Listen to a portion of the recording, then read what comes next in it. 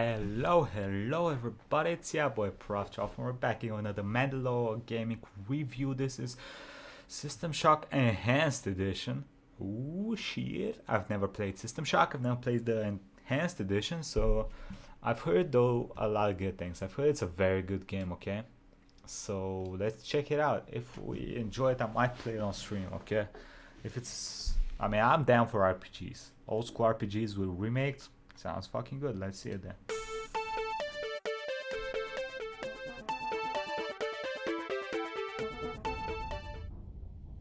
Lots changed around here, huh?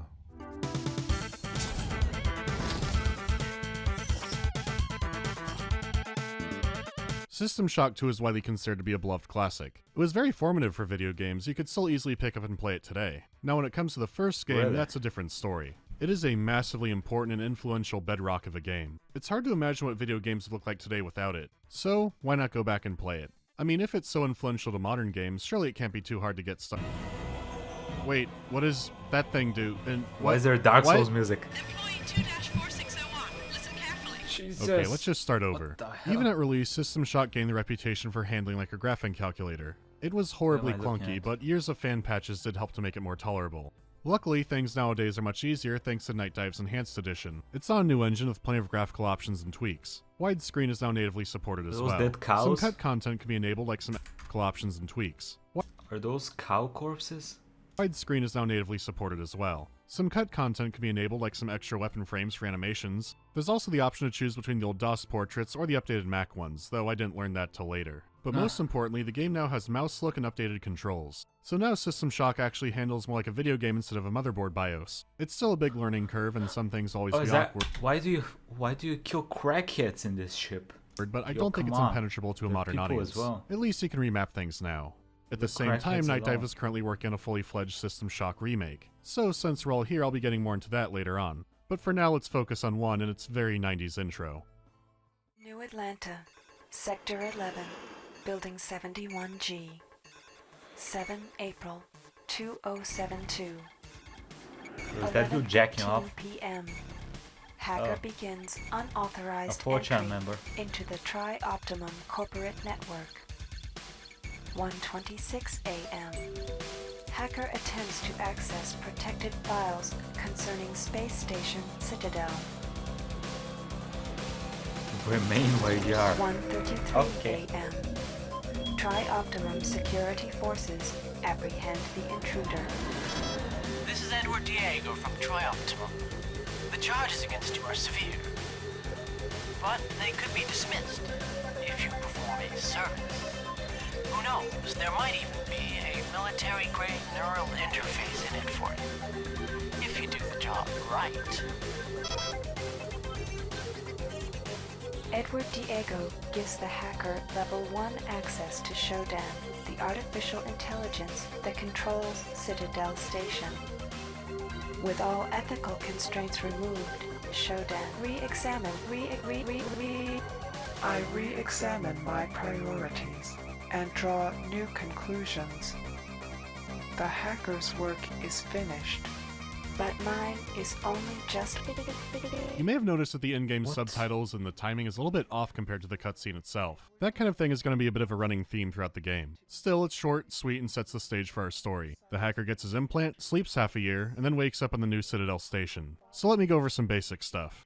To start off with, you have a few difficulty options. You can simplify the plot or just get rid of it. Same goes for puzzles, get harder ones or just remove them. I think I may have given some people the wrong impression with the Pathologic 2 video since a lot was happening in that metasphere. I honestly think the more easily tweakable options the game has, the better. I also appreciate when a game says this is what we designed it around. What might be horrible for Yes. me might be impossible for others and vice versa. I mean, do they think we're all gonna make it out this year with all of our limbs intact? I don't think so. Not in this economy. Anyway, you can crank this up if you want to. Harder combat, harder puzzles, and a timer that just kills you if you don't make it in time. So that's there. As for the UI, it Oh. looks more intimidating than it actually is. This was based around limited mouse functions and also designed around Ultima Underworld. We don't have to live like this. Let me tidy up the place so I can show you around. By Okay. default, you hit number 2 and you get full screen. You never need to go back. Your Oh. EKG meter or Bitcoin tracker, whatever the hell this thing is up here, you don't need that. Your energy already gets shown the meter below your health in the top right. Fatigue doesn't matter that much, recovers fast, and if it's going to be a problem, the game will let you know. You can always check a biomod if you really want to see. But what about the chi waves, or chai waves? Well, you can pretend it's tracking how many people are watching a Jackie Chan Adventures rerun. It doesn't matter. It's completely meaningless information. The bottom left and right are panels you can customize. If you search a container or loot one, depending on your zip code, all those items will nicely pop up down there. You can set these however you like, either flipping through hotkeys or clicking on the little icon. The center bottom is your general inventory and bag of fun. Once again, you can use hotkeys or the mouse. To add stuff into it, you can just drag and drop. Switching between modes is bound to E because you'll be using it a lot. That'll likely be one of your biggest hurdles, just learning to use the mouse like this and messing with your inventory. It's to the point where the default for shooting is right-click, because you'll be touching all over your inventory anyways. And if you want, you could still shoot that way. So in some special occasions, you might switch to free aim mode and start blasting. Like I said before, it's a learning curve, and I do wish there were hotkeys for things like reloading. But once you master it, it's amazing how much you can do and how much you can move. Especially when you add on crawling and crouching and leaning and crawl leaning. However, the sense of there being a barrier never completely goes away. Even at its best, it feels like controlling a combat robot or a drone or something. Maybe a bootleg copy of an old Windows version that lets you shoot people. It's tricky to describe. To the new version's credit, I never had to crack open a manual. I did have to stare at the in-game controls for a while and switch some things around. It could have been much, much worse. Now that things are less cryptic, I can talk about the presentation. Okay. Understandably, a lot doesn't hold up, but there's a good amount that does. Enter that room, insect, and it will become your prey. Okay. Citadel Station has seen better days, and there's no janitor to be found. A lot of the station... Citadel Station... Citadel Station has seen better days, and there's no janitor... Citadel Station has seen better days, and Any lore about that? My boy just fucking decimated that laptop. there's no janitor to be found. A lot of the station is a claustrophobic cyber nightmare. At the same time, the levels aren't as abstract as something like the original Doom, which came out the year before. Many of the areas have clearly recognizable purposes, like a big security room filled with monitoring screens or a movie theater. Those screens and cameras actually work, by the way, so that's pretty neat. Oh. Considering how limited this setting could be, there's a strong variety of environments in the game. The lighting could also add a lot of atmosphere to some areas, even if it is very primitive. But hey, you got workable light switches. I find the graphics to be genuinely appealing. The sprite work and animations are great, and the whole thing just screams classic PC game. This was definitely one of the nicer ones. Now, System Shock does have a reputation of being a labyrinth. Just maze stacked on top of maze. What the The thing is, most of the levels have points of interest and landmarks and just straight up labels, to the point that I didn't get lost all too often. Especially when you have an adjustable mini-map on top of that. So at the very least, you'll know where you've been. The maps are absolutely intricate, but not the suffering of something like Marathon. But I did say most of the maps. The reactor level is less claustrophobic, but it always blurred together for me. Still, it's not too bad down there. The maps still make attempts to section themselves off. Then you get to engineering. Engineering is where I truly felt like a rat in a maze. You think this might be the way, and no? Is that a Robocop? Now is a good time to move on to sound. I've called quality levels a mixed bag or a variety before, but I don't think they've ever been this wide. In System Shock, some stuff sounds great, others are noise. Others are noise? Sounds pretty okay in here.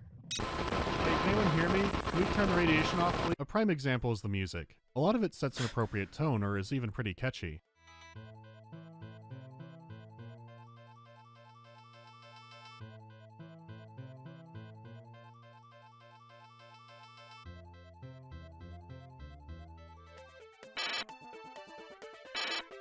Yo, this song is dope. Lead pipe. Piping crackheads. That's fucked up.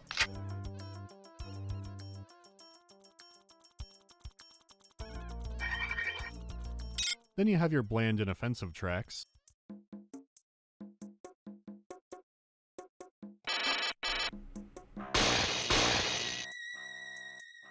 Level security is now 75%. Okay. Then you have the sounds of Boo robbing you in Mario Party 2, inside of a chop shop.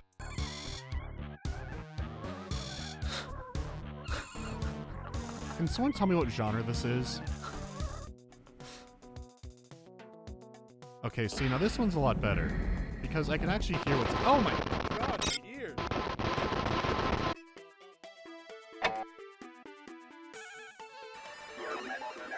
The soundtrack is MIDI music, and there is a lot that works, but what doesn't really sticks out. The strange high-pitched wailing sounds can sometimes work to generate unease, and other times it just sounds like noise. But even the tracks I didn't like would typically have a catchy bassline undercurrent to them. It sounds like hearing a song you recognize while someone is banging pots together on top of it.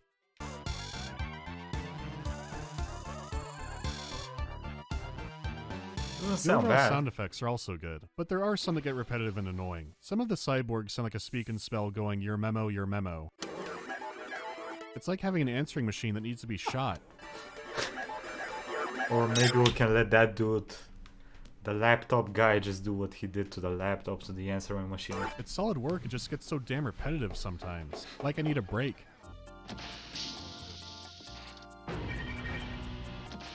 Oh god. Oh, yeah, that's a lot, Voice acting is crackheads. especially a big deal. This was the first game to ever have audio logs, which is still a staple today. A lot of the performances are bad, but there is a charm to it. Video game voice acting was still in its infancy, so most of the people doing these weren't professionals. We're finished. Keith and the others went down the access corridor an hour ago to fight the mutants. None of them have come back. Soon the mutants will come for the rest of us. Also, no matter how you set it, the text never matches up exactly to what they're saying. This leads into some strangeness I'll get into in a little bit. That's related to the game's star performance, but for now I need to talk about the gameplay and mechanics. When the game starts, you're informed the Shodan AI has gone rogue. The station's mining lasers being prepared to attack Earth. And seeing how Citadel Station is currently orbiting Saturn, that is one hell of a laser modification. Maybe there's a new energy source, or Gothmog's Dyson Sphere. Whatever's going Yeah, one sec, I'm gonna pour something in a glass. I don't want you all to hear it. Hey, we're back. Sorry about that. on, you have your short tutorial and then need to escape the first room. You'll need to dig through a log to find the door code, 451. This is where the running gag was born. It's in System Shock 2, Deus Ex, all kinds of other games. Oh. Some people think it's a Fahrenheit reference, but no. It was just the code to get into the developer's office. Really? I remember I've used this code in a couple of games at least. I wasn't there a code? Wasn't there a computer in Vampire the Masquerade Bloodlines? Required reading has failed you Pretty sure again. I've used it there Once at again, least your once. story settings can affect a lot, but I'll assume you're playing on normal. You're not told how to shut the laser down, but you are told about someone on the station who might know how. And with that, the game truly begins. You're free to explore around however you So want. you're a You can go hacker. through the main door and start fighting the strange mutants that are hacker. around. Or you can hack an access panel and explore around in some side passages. There's no objective markers or hand-holding, you're just kind of unleashed into this gigantic map. They don't want to overwhelm you with options yet, so things start off deceptively simple. After you've gotten used to your lead beating pipe, you can look around for more weapons. There's a starting dart gun, which is okay at doinking the mutants, and you can switch the ammo out to tranquilize them, but it's not that strong against cyborg or robotic enemies, so you look for new counters. How about an energy adjustable stun gun? Yeah, okay, that's not working either. No So then you damage. start looking under things, and one time when you're crawling, you find another energy weapon. This one seems more promising. Seems like victory at last, but energy weapons also use your energy bar. It's a powerful resource. Throughout the game you find cybernetic implants and their upgrades. These can Oh. give you super speed or infrared vision or energy shields. You're never sure how Yo. these might come in handy since sure, rocket boots are an obvious solution to some problems. Then you have a mod like the eyes in the back of your head sense around. This What? seems like the kind of thing you would only use back when you couldn't mouse look, even with the upgraded version. Then later on I was fighting close quarters in some maze-like hallways and it came in handy. So you never know what problems or opportunities might crop up that you would use energy for. Can't you? You could replenish it with single-use batteries, but Okay, I really want to play this game now. I gotta be honest, with you, I really want to play it. It looks kind of daunting, like the control scheme and stuff like that. But I mean, Morrowind's kind of like weird as well with controls, and that's not that bad. I really want to play this though.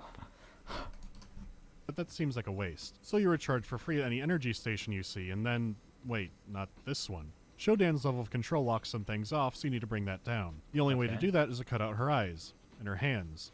Her eyes are the cameras. These are marked on your map and can be hunted down throughout the level. It won't bring down a ton of security each time, but there's a lot of them to break. No matter what, you just gotta keep smashing.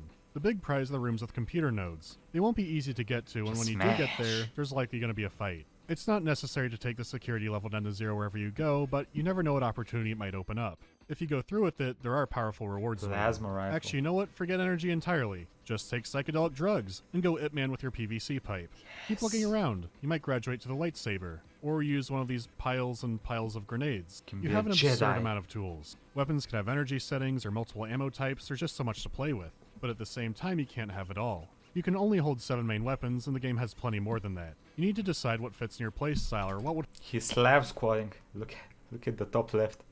help you with the current challenge. Alright, Because brother. sure, the rubber bullet firing riot gun has some strange uses like moving landmines around, but how helpful will that actually be fighting endgame enemies? Maybe there's another item or a cybernetic power to help you out instead. This is what makes System Shock so damn fun. You're fighting for survival inside of an insanely hostile labyrinth. I don't mean that metaphorically, Shodan is Citadel Station. I mean, the level wants you dead.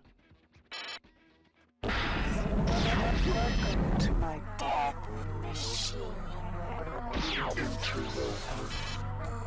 Every missed shot hurts, every new area Sounds opened like is a every huge victory. ex-girlfriend. You are a rat in a maze, and how bad your situation is pushed in your face constantly. Yet you keep fighting back, and you find new solutions. It's very stimulating, but also done at your own pace if you don't have the death timer. You're rewarded for exploring and paying attention and taking chances. It can be frustrating to have to dig back through your logs or go to a room you were already in before to see if you missed something, but you're figuring it out on your own. Though sometimes you may get a were you paying attention test. Laser control? What's that about? Thank you. You have saved us all some effort by destroying the greater part of Earth's civilization. yourself.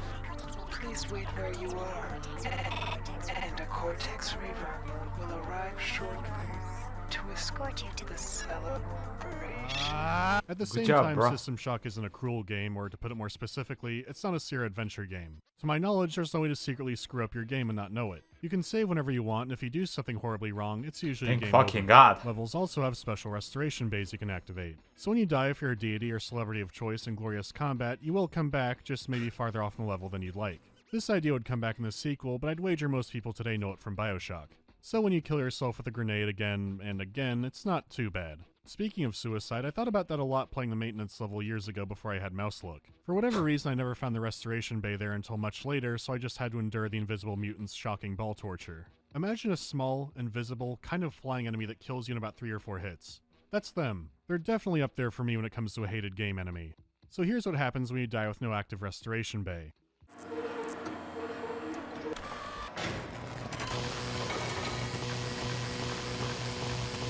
You become a cyborg.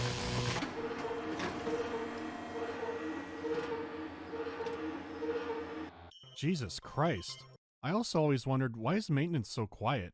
I mean, I actually don't think I can hear a thing here. Oh.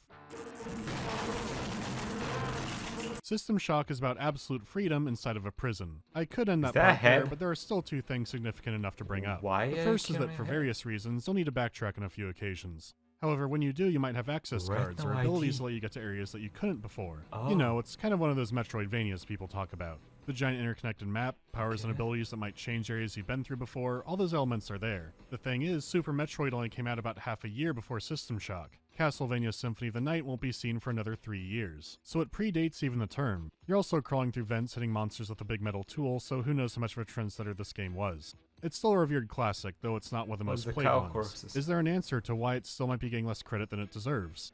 Yeah, you can blame the UI and controls for that. A normal 9-year-old in 94 could likely play Super Metroid. The 9-year-old who could play System Shock wasn't being picked for Dodgeball. The second thing I want to touch on is how well paced the experience is. You don't become a death god until near the very end of the game, but you don't know your own power yet. You have victories, but there have been enough times that the game toys with you that you don't know what to expect. For example, you do the puzzles where you steal fizzy lifting drinks to get bonus items and you feel like a smart person. You've become a good problem solver. This is out of the way, but I bet if I use my speed mod I could clear it. Good execution, solid landing. Now I can...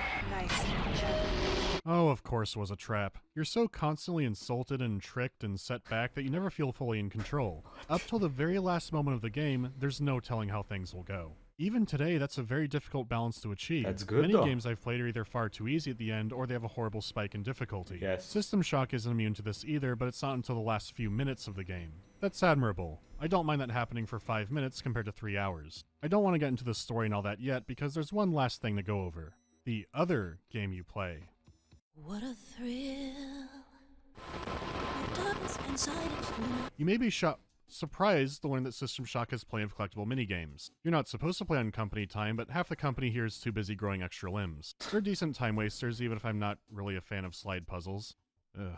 It's the mandatory minigame that's important, the trip to cyberspace. It's a Mandatory. dizzying place, just a web of wireframes and flashing colors. It's very much a Hackerman kind of place. Going from the main game to this is incredibly jarring. Controls are completely flipped around and you're always moving forward. Unless you set cyberspace to easy, but from the beginning of the game, you don't know what that is. No one turns on a first-person shooter and expects to fly around in a geometric chalk zone. It's a bizarre inclusion, but it's fitting. So you fly around collecting software upgrades and pieces of data, but also fight off the defenders of the network. To put it bluntly, cyberspace makes you miss the controls of the main game. I'm sure it was impressive back in the day, but this part hasn't aged that well. It does have some cool visuals and some really great music, but it's just, you have to play the thing. It's neat to see, but it's inevitable you're going to be bumping into walls and not knowing where you're going a lot of the time. The panels will be spinning around or flashing shapes and colors at random. I mean, look at it. I imagine this is what it feels like to an elderly person who picks up a smartphone for the first time. It's not a bad idea, I just find this iteration way too abstract to appreciate properly. Stars? It's only a tiny portion of the game, and some are optional, so not a huge hindrance. But if it does look too nauseating, you could always knock it down to easy. That way John McAfee isn't always pushing you down these hallways. So that leaves the story to talk about. An actual plot synopsis would be pretty brief. I will go over that in the end game, but I mainly want to talk about Shodan. There are so many great elements to make her such a powerful and memorable villain. And So to avoid spoilers, go to here. Who are you? The computer nodes can be repaired, but you... Who are you? My cameras and probes scan your body, but you do not match any employee file. When my cyborgs bring you to an electrified interrogation bench, I will have your secret. And you will learn more about pain than you ever wanted to know. Just perfect. As I mentioned before, a big strength to Shodan is that she's always physically there. Even calling you an insect goes beyond being a petty insult, since she's so big that to her, yeah, you are an insect. You're just crawling around causing trouble. But every time you beat a plan, Shodan always has another one lined up. Oh, you disabled the laser. Guess what, idiot? I've been working on a virus to mutate or kill all life on Earth. No, you can't jettison them all at once. You have to go through my hell maze and go back to the station to figure out how. Oh, and while you were doing that, I was already working on putting my consciousness onto the internet.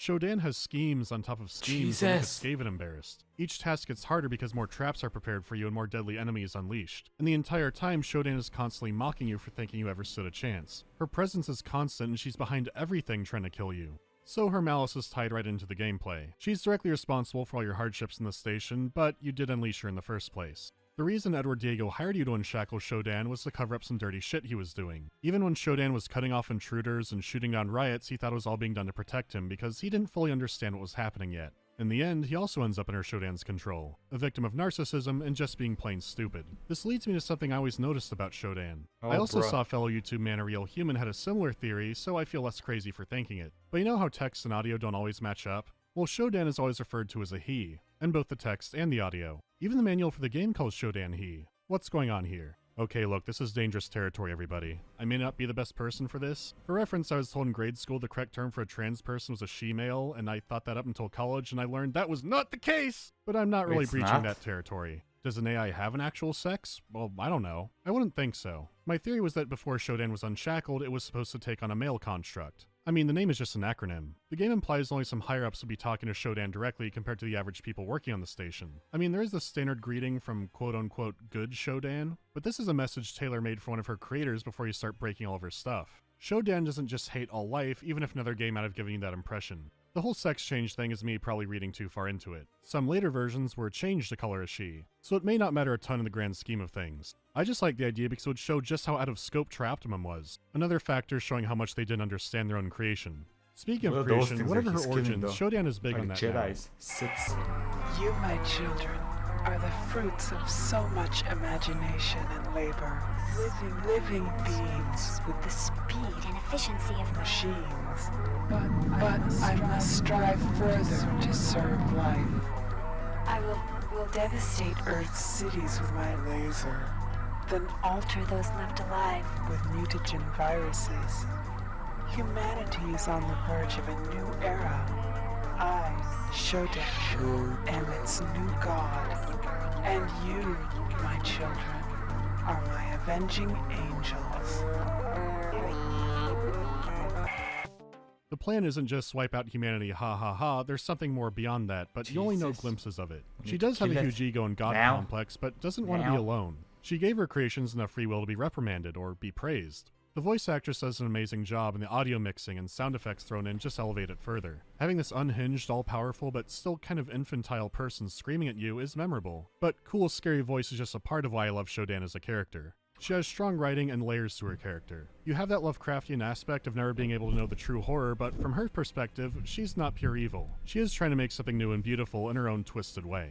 This is going on a bit, and I realize I'll need to make a System Shock 2 video at some point. I always got the sense if someone only played System Shock 2 because they're hyped up about Shodan, they would come out kind of disappointed. Because good writing and scary voices there, but not a lot of elements. No constant torment. 2 already had a great villain, the Giga Brain and army of jelly people. With some fairly minor story elements, you could remove Shodan's presence from that game entirely and not change it that much. You have plenty of other characters to work with, but you can't have System Shock 1 without Shodan. She's indispensable. Going to the end of the game in her HR Giger nightmare is pretty damn tense. It's not actually as hard as engineering, but you don't know what to expect. You have to fight your way into Shodan's core room, and finally, after all these hours, you're faced off against your problem. How do you kill her? No. Yeah, the final battle's in cyberspace. You've got to shoot a big carrot before an evil light bright is finished drawing. Once again, it makes sense thematically, but as far as the gameplay goes, this sucks. I won't make you watch the whole thing. You get her. Please don't. And you stay a little punk the whole time.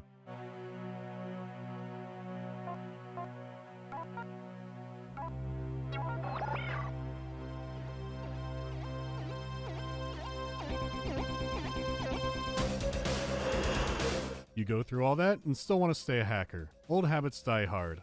System Shock is still an excellent game. I had a lot of fun playing Did it. this motherfucker survive a hell AI? Go back to Earth and hack again? For some reason? Please tell me he did not get imprisoned and sent to Bioshock, not Bioshock, System Shock 2. Did he do that shit?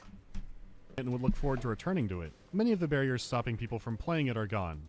However, even with all the fixes and enhancements, it's still going to be a learning curve. Some things will never stop being awkward, and you've definitely played more responsive games. Still, after dark negotiations with the Polish Information Network, System Shock 1 and 2 will be at their highest discount ever. You can get each for $2 on GOG from the pinned comment. But Cool. We're not done yet. I still have time to talk about the remake demo. I mean, the Gothic remake looked so... Oh, god damn it. He's talking. Let's just see what the damage is. Yo, this does not look bad. Maybe I should wait for this. I have lots of good news. Put simply, they get it. Originally, I thought the remake would be so different that it would Bro, this warrant a looks second good. video. Well, that plan wouldn't work out because this is shockingly close to the original game. The demo's an entire level, but I got through it faster than expected. Because I've just been here a few times. Some Is things it I moved out? here and there, and it's a lot prettier, but I know this place. What really bled through is just how much the developers love the original game. Some are veterans of the Shock series. The guy who made those Bioshock Infinite concepts is on board. If you just look at the original map and compare it to the demos, they're a near identical Same copy. shit. It's a true remake, not just a reboot in name only. The Thank goal is the God. same as it ever was. Break all of Shodan's nice things. It's honestly surreal playing something where the design is this intact from the original. You start with the same biomods, including that thing again, which you instantly turn off again. You have the same main resources and need to make the same main decisions. Yet, not everything is a one-to-one copy. Obviously, it now plays like a video game compared to a tank or an operating system, though the old inventory has been replaced with grid management, and consumable items like System Shock 2. It's a change that feels natural. It already happened once, it's for the best. A lot of the combat is placeholder, which is good because this little pipe jab here is silly. It's on the right track, it feels decently satisfying as is. My big worry are the healing and drug animations, which I hope are placeholder. They take as long as the Wii lived, which is bafflingly long for what it is. I wouldn't mind if it happened Reminds the me of first time Tarkov you ever healing. applied a new drug or item or whatever, but this happens every single time, and I've died a few times doing it. Because the med patches still heal over time like in the first game, but they don't activate instantly now, so I hope that's also temporary. There are going to be less weapons, which automatically sounds like a bad thing, but a lot in System Shock 1 was redundant. What is here has had some slight alterations, so we'll have to wait and see. Also, you have to use the compass and automap at the same time now, and I really don't want the compass. It was pointless clutter in the first game, and things haven't changed here. The minimap is fine, so I hope those are separated again. Then we have the no-brainer step up, which is the visuals. Compare the old mutant to the new mutant. It stalks on the hallway, its eyes reflect light. A lot has changed in 25 years. It's really amazing to go to this old window in the original. Not much to see. Then in the remake you have this enormous view of Saturn, but only sometimes. It's a spinning space station and the lights and shadows from the windows reflect that. They move in real time.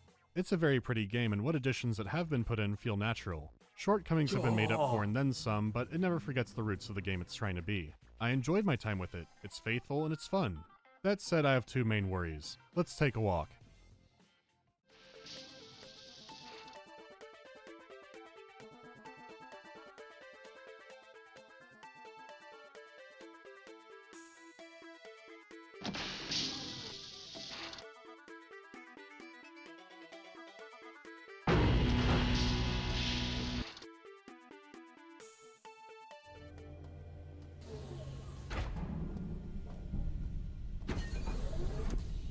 This feels more horror-like. The other one feels more action-like, this feels more horror-like. No music as well, what the fuck? Can you see the issue? It's not the different music, that wouldn't be too fitting here. It's not the 451 in blood like we're playing Dead Space either. Blue. Dabba dee dabba die. Most areas are so blue and dark that they blend together more than System Shock 1 ever did. You can't appreciate all the different surfaces because it's too dark. And blue. It's everywhere, and even the rooms that look like they should be a different color still have that blue. It makes areas blend together in the worst ways the original did. Turning down post-processing didn't save me either, it just made things darker. Tying into this is my second fear of following things too closely just for the sake of following them. See how this light switch lit up a pretty big corner? You don't really need it, but I feel safer. Well, that same light switch made it in too. It lights much less, and in this new environment, it's just kind of silly. I guess my humble advice to Night Dive, besides curtailing the blue, was don't follow things too closely. I adore how authentic this all is, but you'll never make the purists happy. They're already angry at me for using mouse look and implying that Shodan might have been a showman. I like what you're adding to the place. I trust you. Don't feel bound to have every light switch. Why? It's a free demo, so check it out and wishlist it if you like it. Or go on the forums and complain about the severe lack of skeletons. I'll see you next time. Okay, I'm excited. Okay, I won't play this one. I'll play the remake when it comes out. Okay, that looks a lot more playable. Okay. That looks like a fun fucking game though.